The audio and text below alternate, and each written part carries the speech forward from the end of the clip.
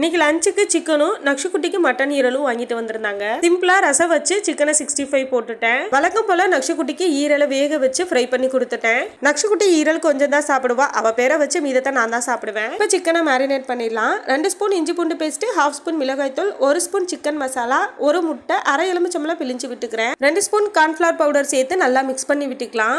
Chicken மசாலால உப்பு இருக்கனால நம்ம உப்பு சேர்க்க தேவையில்லை. நீங்க சிக்கன் மசாலா சேர்க்க மாட்டீங்கன்னா 1 ஸ்பூன் மிளகாய் தூள், 1 spoon Kashmiri chilli powder add பண்ணிக்கோங்க.